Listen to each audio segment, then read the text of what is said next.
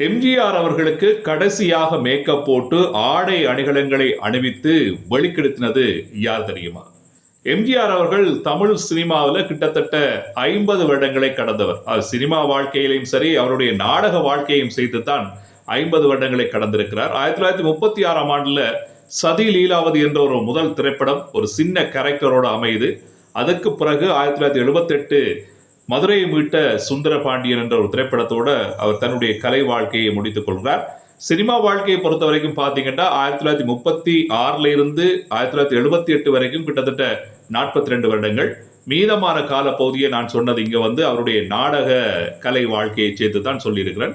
அப்ப இப்படியான இந்த சினிமா வாழ்க்கை மற்றும் நாடக வாழ்க்கை, இந்த ரெண்டு வாழ்க்கையும் சேர்த்து எம்ஜிஆர் அவர்கள் போடாத வேஷம் இல்ல, அணியாத அணிகலன்கள் இல்ல, வெளிக்கிடாத வெளிக்கிடு இல்ல, போடாத மேக்கப்பும் கிடையாது.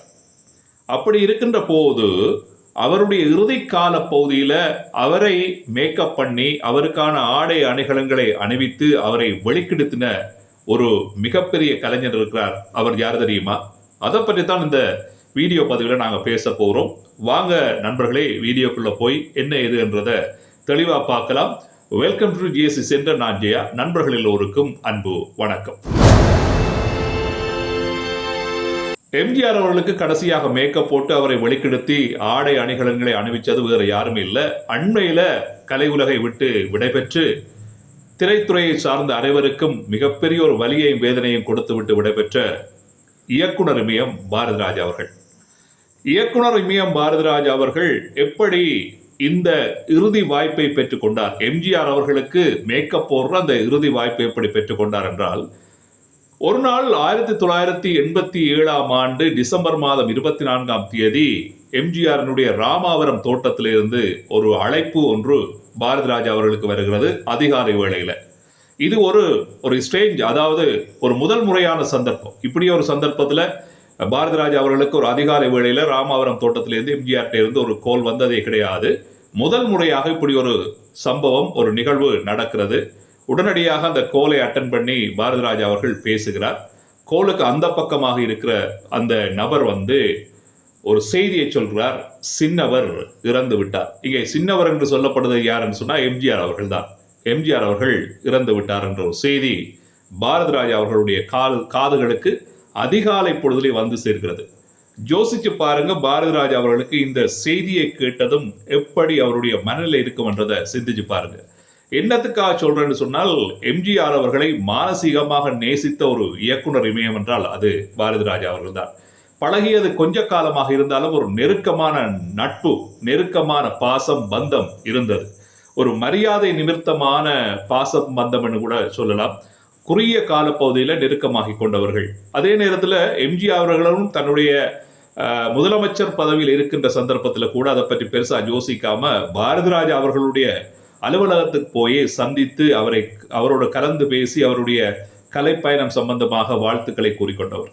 எம்ஜிஆர் அவர்கள் அரசியல் பயணத்தில் இருக்கிற போது அவருக்கு ஏதாவது மன அழுத்தங்கள் வந்தால் பாரதிராஜா அவர்களை அழைத்து சினிமா சார்ந்த செய்திகளை கேட்டு ஆறுதல் பட்டுக் கொள்வாராம். அதே வேளையில இன்னொரு விஷயம் பார்த்தீங்கன்னா, எம்ஜிஆர் அவர்கள் இறப்பதற்கு சில தினங்கள், குறிப்பாக 3 தினங்களுக்கு முதல் தான் பாரதிராஜா அவர்களும் எம்ஜிஆர் அவர்களும் இருந்து ஒரு திரைப்படத்தை பார்க்கிறார்கள். அது என்ன படம் என்று சொன்னால், வேதம் புதிது. பாரதிராஜா அவர்களுடைய இயக்கத்தில் அப்படி வந்த ஒரு படம். இந்த படத்தை ஏன் எம்ஜிஆர் பார்க்க வேண்டி வருதுன்னு சொன்னால், அது சம்பந்தப்பட்ட வீடியோ பதிவு போட்டிருக்கிறேன் என்னுடைய சேனல்ல. பார்க்கறதுக்கு இன்ட்ரெஸ்டிங் இருந்தால் போய் பாருங்க. அந்த திரைப்படத்தை வெளியே வரக்கூடாதுன்றதுக்காக பல பேர் முயற்சி செய்தார்கள். அதே வேளையில சென்சார் போர்டு சென்சார் சர்டிபிகேட்டை கொடுக்க மறுக்கிறது. அப்ப அதனால பாரதிராஜா எம்ஜிஆர்கிட்ட உதவி கேட்டு வர்றார். இப்படி ஒரு சின்ன பிரச்சனை இருக்கு, எனக்கு இந்த திரைப்படத்தை வெளியே கொண்டு வரதுக்கு உதவி செய்யுங்கள் என்று சொல்லி எம்ஜிஆர் அவர்கிட்ட கேட்க, பாரதிராஜா அவர்கள் ஸ்பெஷல் ஸ்கிரீனிங்ல அந்த வேதம் புதிது என்ற திரைப்படத்தை எம்ஜிஆருக்கு போட்டு காண்பிக்கிறார். அப்ப அந்த சந்தர்ப்பத்தில் பாரதிராஜா அவர்களும் எம்ஜிஆர் அவர்களும் அந்த திரைப்படத்தை சேர்ந்து பார்க்கிறார்கள். 3 தினங்களுக்கு முதல்ல அந்த திரைப்படத்தை பார்த்த எம்ஜிஆர் அவர்கள் உணர்ச்சி பொங்க, கண்ணீர் மல்க, பல ரியாக்ஷன்ஸை வெளிப்படுத்தி இந்த படத்தை நிச்சயமாக வெளியில கொண்டு வர வேண்டும் என்றதுக்காக போரிட்டு பாரதிராஜாவுக்கு உதவி செய்யும் முகமாக ஜனாதிபதி அவர்களோடு கூட தொலைபேசியில் பேசி சென்சார் சர்டிபிகேட்டை பெற்றுக் கொடுத்து அந்த திரைப்படத்தை வெளியில கொண்டு வந்தார். இப்போ படம் வெற்றிகரமாக ஓடிக்கொண்டிருக்கிற இந்த சூழ்நிலையில எம்ஜிஆர் அவர்கள் இறந்து விட்டார் என்ற செய்தி பாரதிராஜா அவர்களுக்கு வந்து சேர்ந்தால் எப்படி இருக்கும் என்று யோசிச்சு பாருங்க. பாரதிராஜா அவர்கள் இயக்கிய திரைப்படத்தை தான் எம்ஜிஆர் அவர்கள் கடைசியாக பார்த்துவிட்டு கண்மூடி இருக்கிறார். இந்த விடயத்தை பாரதிராஜா யோசிக்கும் போது அவருடைய மனநிலை எப்படி இருக்கும் என்றதை நீங்க கொஞ்சம் சிந்திச்சு பார்க்க வேணும். ராமாவரம் தோட்டத்திலிருந்து வந்த அந்த அழைப்பை ஏற்றுக்கொண்டதும் அந்த செய்தியை கேட்டதும் மனமுடைந்து கண்களிலே கண்ணீர் மல்க பாரதிராஜா அவர்களுக்கு என்ன செய்கிறது என்றே தெரியாம உடனடியாக தன்னுடைய காரை எடுத்துக்கொண்டு அந்த அதிகாலை வேளையிலே ராமாவரம் தோட்டத்தை நோக்கி விரைகிறார். அங்கு போனால் ஜானகி அம்மா அவர்களும் ஒரு சில உறவினர்களும் இருக்கிறார்கள். எம்ஜிஆர் அவர்கள் அந்த வழக்கமா பாவிக்கிற குல்லா கேப் அதுவும் இல்லாமல் அணிகிற கருப்பு கண்ணாடியும் இல்லாமல் இவை எதுவுமே இல்லாத எம்ஜிஆர் அவர்கள் துயில் நிலையில் கண்களை மூடி நிரந்தர உறக்கத்தில் இருக்கிறார். அந்த உடலை பாரதிராஜா அவர்கள் பார்க்கிறார். பார்த்ததும் எப்படி இருக்கும் அவருடைய மனநிலை வெதும்பி போய் என்ன செய்யறதுன்னு தெரியாம அடுத்த கட்ட நகர்வுகளை செய்ய தொடங்குறார். அதுக்கு பிறகு பார்த்தீங்கன்னா மெல்ல மெல்ல இந்த செய்தியை அறிந்து மக்கள் கூட்டம் அங்கே கூட தொடங்குறது. அது மிகப்பெரிய ஒரு மக்கள் வெள்ளமாக கூட மாறுகிறது. இப்ப பாத்தீங்கன்னா எம்ஜிஆரினுடைய இறந்த உடல் வந்து அவருடைய இல்லத்தினுடைய மேல் தளத்துல இருக்கிறது. அங்கிருந்து அதை கீழ்த்தளத்துக்கு கொண்டு வர வேண்டும்.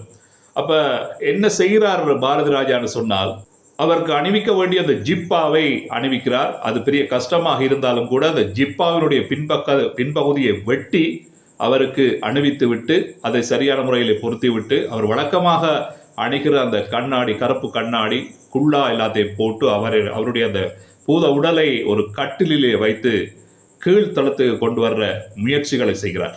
இந்த இடத்துல தான் பார்த்தீங்கன்னா எம்ஜிஆர் நடித்த எத்தனையோ திரைப்படங்கள்ல எவ்வளவோ வேஷங்கள்ல எவ்வளவோ ஆடை அணிகள் எவ்வளவோ வெளிக்கிட்டு இருப்பார். ஆனால் இந்த இறுதி சந்தர்ப்பத்தில் அவருக்கு தேவையான அவருக்குரிய கண்ணாடி குல்லா மற்றும் ஜிப்பா போன்றவற்றை அணிவித்து அவரை மக்களினுடைய பார்வைக்கு ஏற்ற முறையில் ஒரு கட்டில் அமர்த்தி வீட்டினுடைய மேல்தளத்திலிருந்து கீழ்த்தளத்துக்கு கொண்டு வந்து ஒரு சரியான இடத்துல நிலைநிறுத்துறதுல பாரதிராஜா அவர்கள் மிகப்பெரிய ஒரு பங்கை வகித்திருக்கிறார். இப்போ இறுதி நேரத்தில் எம்ஜிஆருக்கு அவர் தானே மேக்கப் போட்டிருக்கிறார் என்றத பாரதிராஜா அவர்களே கண்ணீர் கம்பலையுமாக ஒரு இடத்துல ஒரு நேர்காணல்ல இந்த விடயத்தை பதிவு செய்திருக்கிறார். பதிவினுடைய இறுதியாக பார்த்தீங்கன்றால் எம்ஜிஆர் அவர்கள் இறக்கும் சந்தர்ப்பத்தில் இறுதியாக அவருடைய கண்களும் அவருடைய காதுகளும் பார்த்து கேட்டு ரசித்த திரைப்படம் பாரதிராஜா இயக்கிய வேதம் புதிது என்ற ஒரு திரைப்படம். அதே நேரத்தில் எம்ஜிஆர் அவர்களுக்கு இறுதியாக மேக்கப் போட்டு அவரை வழி அனுப்பி வைத்ததும் இயக்குனர் இமயம் பாரதிராஜா அவர்கள்தான். ஒரு சரியான ஒரு அற்புதமான ஒரு நேர்மையான ஒரு நட்பு இப்படியான கற்பனையில் எட்டாத அல்லது கற்பனைக்குள் அடங்காத பல சம்பவங்களையும் சரித்திரங்களையும் படைத்துவிடும் என்றதற்கு இது ஒரு தலை சிறந்த உதாரணமாக இந்த சம்பவம் பதிவாகி இருக்கிறது. இது எல்லாமே பாரதிராஜா அவர்கள் ஒரு இன்டர்வியூவில் சொன்ன விஷயங்கள் தான். ஆகவே நண்பர்களே, இந்த விடயத்தை பற்றி நீங்க என்ன நினைக்கிறீங்கன்றதை கமெண்ட்ல பதிவு செய்யுங்க. இந்த வீடியோ பதிவு பிடிச்சிருந்தா லைக் பண்ணுங்க, சப்ஸ்கிரைப் பண்ணி சப்போர்ட் பண்ணுங்கள். மற்றும் ஒரு அற்புதமான வீடியோ பதிவில் உங்களை சந்திக்கின்ற அதுவரையில் நன்றி, வணக்கம்.